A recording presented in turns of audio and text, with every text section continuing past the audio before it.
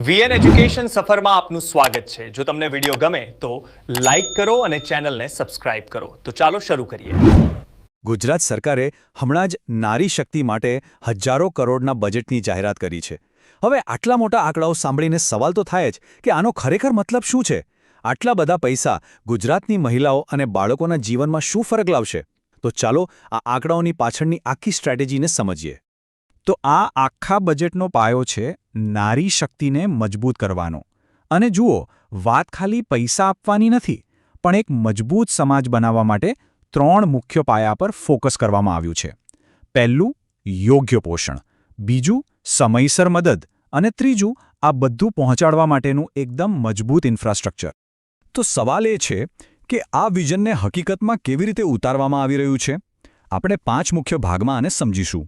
સૌથી પહેલાં જોઈશું સરકારનું ઓવરઓલ વિઝન શું છે, પછી વાત કરીશું માતા અને બાળકના સ્વાસ્થ્યની, ત્યાર પછી દીકરીઓના સશક્તિકરણની, પછી મહિલાઓની આર્થિક સુરક્ષાની, અને છેલ્લે આ બધાનો જે પાયો છે એટલે કે આંગણવાડી, એની પણ વાત કરીશું।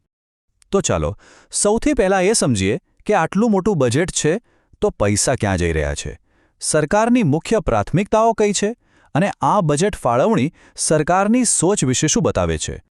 આ ચાર્ટ જુઓ। આ એક જ ચાર્ટમાં આખા બજેટની વાર્તા છુપાયેલી છે। જુઓ તો ખરા, લગભગ 54%, એટલે કે અડધાથી પણ વધારે હિસ્સો સીધો ગંગા સ્વરૂપા યોજનામાં જાય છે, મતલબ કે સીધી આર્થિક મદદ। આ શું બતાવે છે કે સરકારની સૌથી મોટી પ્રાયોરિટી છે તાત્કાલિક રાહત આપવાની, અને એ પછી નંબર આવે છે પોષણ અને આંગણવાડી જેવી પાયાની સેવાઓનો। તો ચાલો હવે જોઈએ કે આ પ્રાથમિકતાઓને જમીન પર કેવી રીતે ઉતારવામાં આવી રહી છે। અને શરૂઆત કરીએ જીવનના સૌથી અગત્યના તબક્કાથી, એટલે કે પહેલા 1000 દિવસ।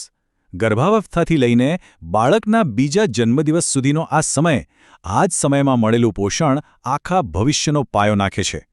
અને એના માટે છે મુખ્યમંત્રી માતૃશક્તિ યોજના। આનો ટાર્ગેટ એકદમ ક્લિયર છે: પ્રેગ્નન્સી દરમિયાન માતાને કુપોષણથી બચાવવી।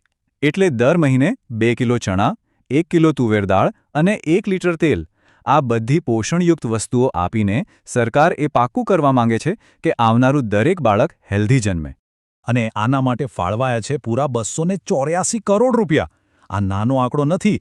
આનો સીધો મતલબ એ છે કે રાજ્યની લાખો સગર્ભા માતાઓ અને એમના બાળકોને આ પોષણ કિટનો સીધો ફાયદો મળશે, અને આનાથી માતા અને બાળ મૃત્યુદર ઘટાડવામાં પણ ચોક્કસ મદદ મળશે। હવે અમુક વિસ્તારો એવા છે જ્યાં કુપોષણનો પ્રશ્ન વધુ ગંભીર છે, ખાસ કરીને રાજ્યના 14 આદિવાસી જિલ્લાઓ। ત્યાં સરકાર એક સ્ટેપ આગળ વધી છે। પોષણ સુધા યોજના હેઠળ ત્યાં ખાલી રાશન નહીં, પણ આંગણવાડી સેન્ટર પર જ દરરોજ એક ટાઈમનું ગરમાગરમ પૌષ્ટિક ભોજન આપવામાં આવે છે। અને આ ટાર્ગેટેડ એપ્રોચ માટે 87 કરોડ રૂપિયાનું બજેટ છે। આ બતાવે છે કે સરકાર ખાલી મોટી યોજનાઓ જ નથી બનાવતી, પણ જ્યાં સૌથી વધુ જરૂર છે એવા વિસ્તારો પર ખાસ ધ્યાન આપી રહી છે। આનાથી જે ભૌગોલિક અસમાનતા છે તે દૂર કરવામાં મદદ મળે છે।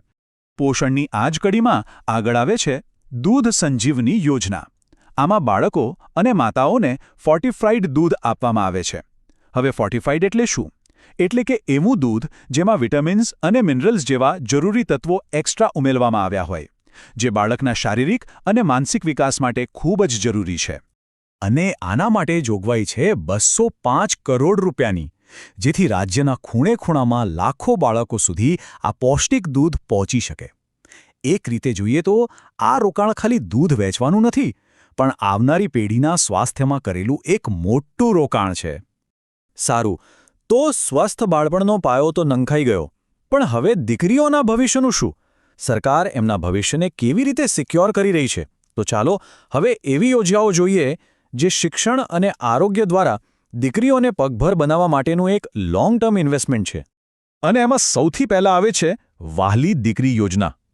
આ યોજનાનો હેતુ એ છે કે દીકરી બોજ નહીં પણ વરદાન બને। આ યોજનામાં દીકરીના જન્મથી લઈને એના ભણતર અને લગ્ન સુધી દરેક સ્ટેજ પર પરિવારને આર્થિક મદદ મળે છે, જેથી દીકરીઓનું ભવિષ્ય સુરક્ષિત થઈ શકે। આના માટે ફાળવવામાં આવ્યા છે 245 કરોડ રૂપિયા। હવે આ રકમનો સીધો મતલબ શું? મતલબ કે હજારો પરિવારોને પોતાની દીકરીને સ્કૂલે મોકલવા માટે પ્રોત્સાહન મળશે। આનાથી રાજ્યમાં કન્યા કેળવણી વધશે અને બાળલગ્ન જેવી જે ખરાબ પ્રથાઓ છે એને રોકવામાં પણ મદદ મળશે। હવે વાત કરીએ ટીનેજ છોકરીઓના સ્વાસ્થ્યની. તરુણાવસ્થાનો જે સમય છે ને એ ભવિષ્યમાં એમના માતૃત્વનો પાયો છે. પણ આ જ ઉંમરે એનિમિયા એટલે કે લોહીની ઉણપ એક બહુ મોટો ખતરો બની જાય છે. તો આ જ સમસ્યાને સોલ્વ કરવા માટે પૂર્ણા યોજના હેઠળ પૂર્ણા શક્તિ પોષણ પેકેટ આપવામાં આવે છે. 362 કરોડ રૂપિયાનું આ મોટું બજેટ એ જ બતાવે છે કે સરકાર ખાલી અત્યારનું નથી વિચારતી, પણ ભવિષ્યની માતાઓના સ્વાસ્થ્ય માટે પણ કેટલી ગંભીર છે. કારણ કે એક સ્વસ્થ કિશોર જ આગળ જઈને એક સ્વસ્થ સમાજનું નિર્માણ કરી શકે છે. અને આ રોકાણ બરાબર એ જ દિશામાં છે. ઓકે, તો પોષણ અને શિક્ષણની વાત તો થઈ ગઈ, પણ હવે આવીએ છીએ આર્થિક સુરક્ષા પર. આ એક બહુ જ મહત્વનો મુદ્દો છે.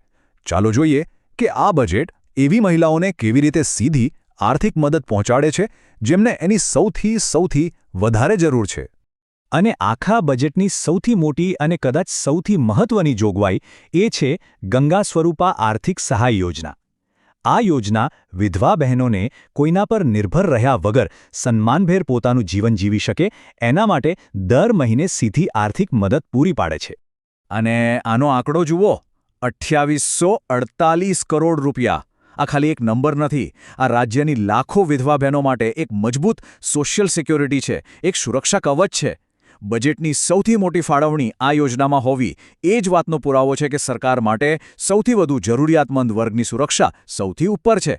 સારું, આપણે અત્યાર સુધી જેટલી પણ યોજનાઓની વાત કરી, પોષણ, આરોગ્ય, શિક્ષણ, પણ સવાલ એ છે કે આ બધું લાભાર્થીઓ સુધી પહોંચે છે કેવી રીતે?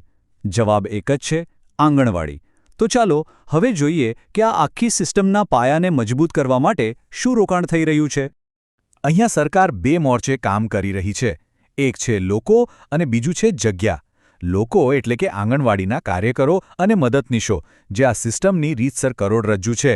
એમના વેતન માટે રોકાણ. અને બીજી બાજુ આખા રાજ્યમાં 2000 નવી આંગણવાડીઓ બનાવવી, જેથી વધારે લોકો સુધી સેવાઓ પહોંચે. કારણ કે સિમ્પલ વાત છે, સારા લોકો અને સારી જગ્યાઓ વગર કોઈ યોજના સફળ ના થઈ શકે. અને આ ચાર્ટ રોકાણની પ્રાયોરિટી બિલકુલ સાફ કરી દે છે. તમે જુઓ, નવી આંગણવાડીઓ બનાવવા પાછળ 360 કરોડ રૂપિયા છે, પણ કાર્યકરોના પગાર પાછળ 1128 કરોડ.